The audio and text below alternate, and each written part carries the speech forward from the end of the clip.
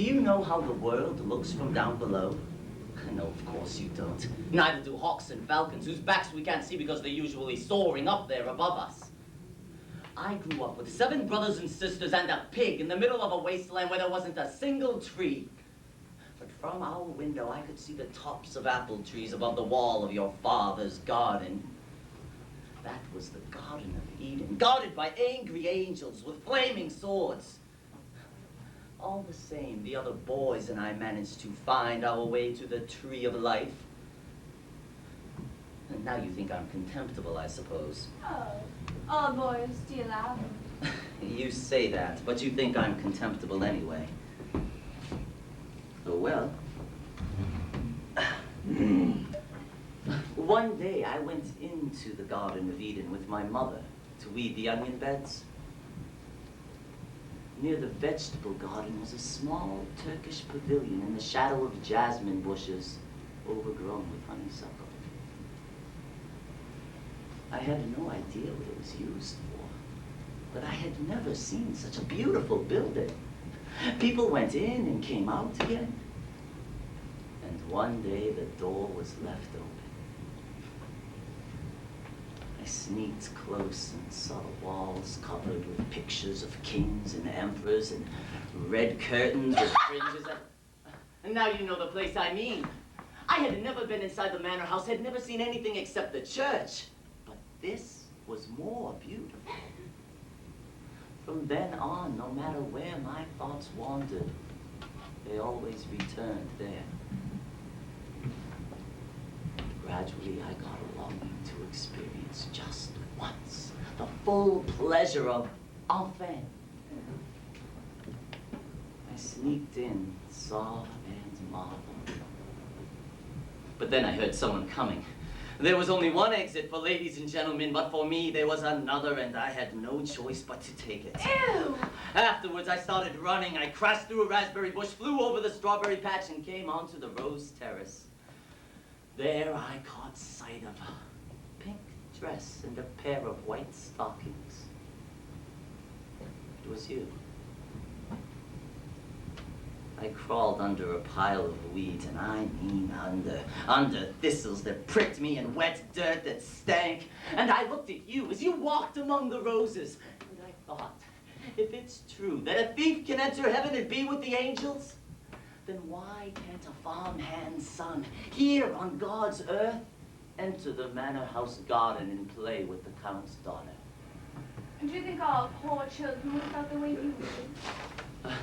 If all poor children... Yes, of course, of course! It must be terrible to be poor. Oh, Miss Julie, a dog can lie on the countess's sofa. A horse can have his nose patted by a young lady's hand. But a servant? Oh, I know every now and then you find one with enough stuff in him to get ahead in this world. But how often? Anyhow, do you know what I did then? I jumped in the mill stream with my clothes on, got pulled out and got a beating. But the following Sunday, when my father and all the others went to my grandmother's house, I arranged to stay home.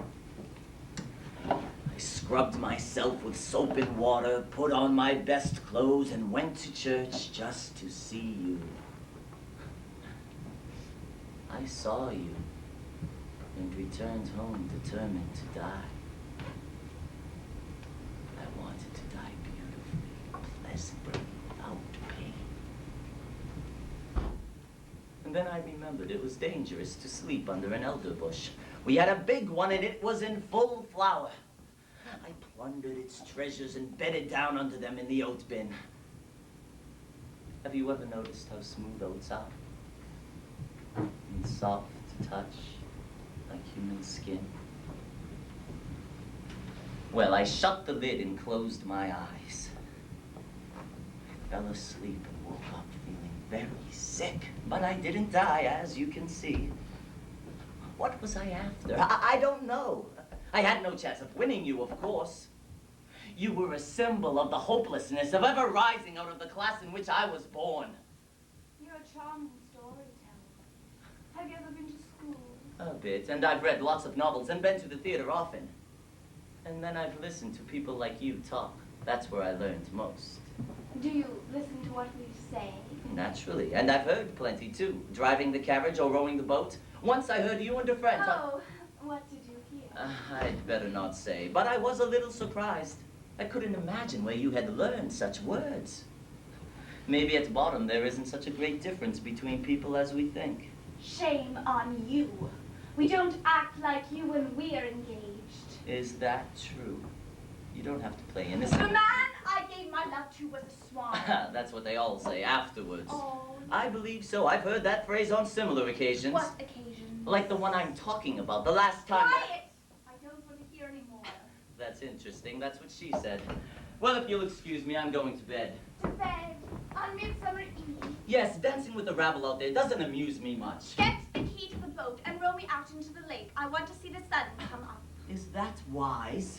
Are you worried about your reputation? Why not? Why risk looking ridiculous and getting fired without a recommendation just when I'm trying to establish myself? Besides, I think I owe something to Christine. So, now it's Christine. Yes, but you too. Take my advice. Go up and go to bed.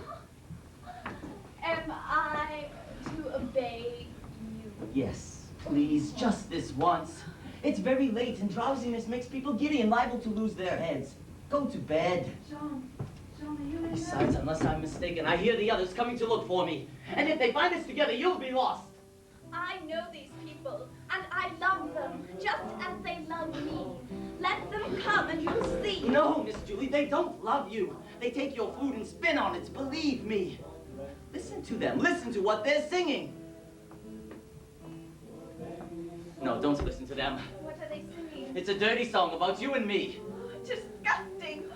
How deceitful. The rabble is always cowardly, but in a battle like this, you don't fight. You can only run away. Run away? But where? We can't go out. Or into Christine's room. That's true, but there's my room.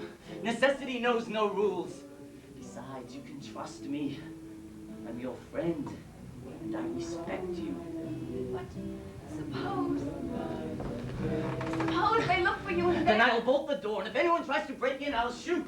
Come! Come! I promise. I swear!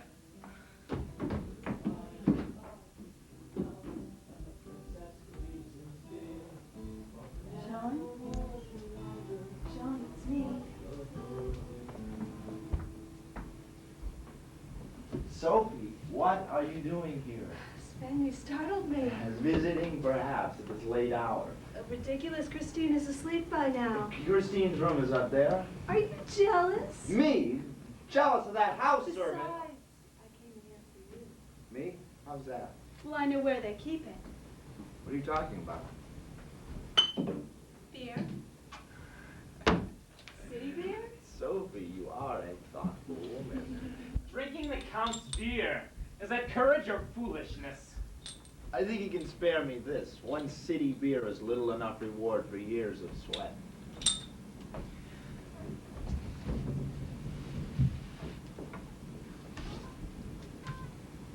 Oh, well, you drink like a gentleman, but can you dance like one?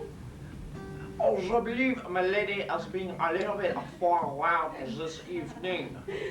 Strike up a tune, Michel. I always give a lady whatever she asks for. But, Sven, you promised me a dance. Oh, now wait your turn. Ladies, it is Midsummer's Eve. No fight time, please. I will do my best to amuse you both until Monsieur Michel has his hands free. A tune, sir. The ladies wish to prance. A lady's wish is my command and my pleasure.